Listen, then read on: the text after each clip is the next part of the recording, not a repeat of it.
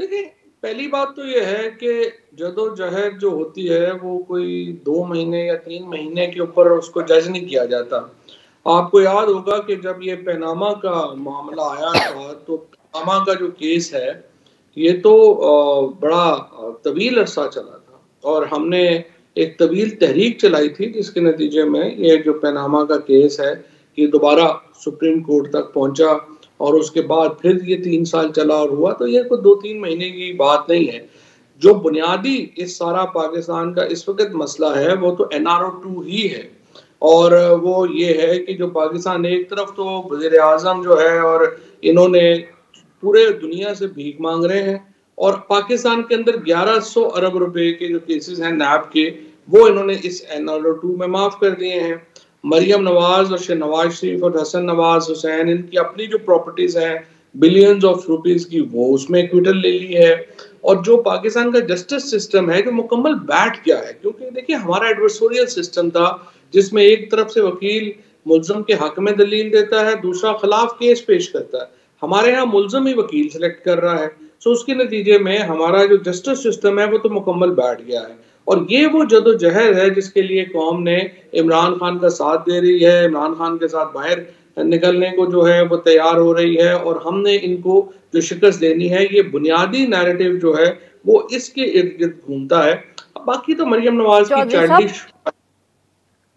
हाँ चौधरी साहब, बट देखिए ना, ये इसमें भी दो अब आप इश्यूज हैं। एक जो है नैब के कवानीन है, वो जब उन्होंने पार्लियामेंट से पास किया, आप लोग वहां थे ही नहीं उनको रेजिस्ट करने के लिए, आप लोग इस्तीफे देके घर आ चुके थे। और दूसरा जो मरियम नवाज साहिबा की क्विटल है, सर उन्होंने तो तब्दील हुए वो नैब का कानून का कोई ऐसा सहारा नहीं लिया। उनका तो क्विटल उसी तरह हुआ है कोर्ट से जिस तरह सजा हुई थी।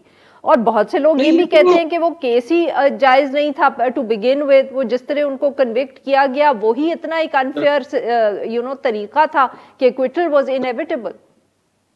अच्छा, नहीं, पहली बात तो ये है कि आपकी बात बिल्कुल ही दुरुस्त नहीं है कि उनका तरीकाकार तो एक्चुअली ज्यादा ग्रूसम था, ज्यादा जो है वो नेकेड था, क्योंकि उन्होंने तो आके नैब का चेयरमैन ही बदल दिया, नैब का प्रोसिक्यूटर चेंज। जो आप देखें अगर, तो जो जज साहिबान के जो क्वेश्चंस थे, नैब के वकील को तो समझ नहीं आ रही थी कि उन्होंने डिफेंस कैसे देना है मरियम का। और जहां तक आप कह रही हैं कि केस, ये तो मैं हैरान ही हो गया हूँ आपकी बात सुन के कि उनको गलत कन्विक्ट किया गया था। मरियम नवाज को अब मैं कह रही हूँ ये तनकीद होती है, बिल्कुल आप अब उसको डिनाई तो नहीं कर सकते ना कि ये तनकीद तो होती है कि अनफेयर कन्विक्शन थी, अनफेयर एक्विट, और जो अब एक्विटल हुआ है वो उसको सही किया है, ये तनकीद तो है।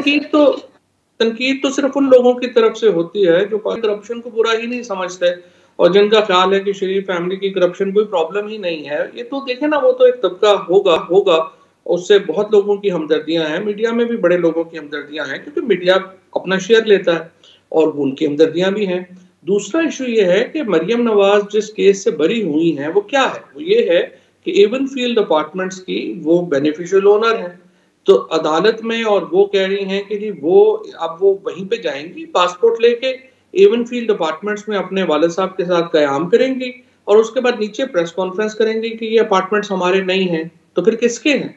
तो सवाल ये पैदा होता है कि जो इस तरह की एक, या तो पाकिस्तान के आप 22 करोड़ लोगों को अहमक समझेंगे और कहेंगे इनको तो बिल्कुल ही, जैसे वो जालब ने कहा था कि 10 करोड़ ये गधे जिनका नाम है अवाम, वो अगर तो आप सबको गधा समझ रहे हैं तो फिर तो ठीक है, अदरवाइज तो देखिए लोगों को ये हजम नहीं हुई क्विटल, और ना ही मरियम नवाज और नवाज शरीफ के केस जो हैं ये हजम होंगे, और इंशाल्लाह ताला इसमें इंसाफ होगा। और ये पाकिस्तान के पैसे हैं, किसी के बाप के पैसे तो है नहीं।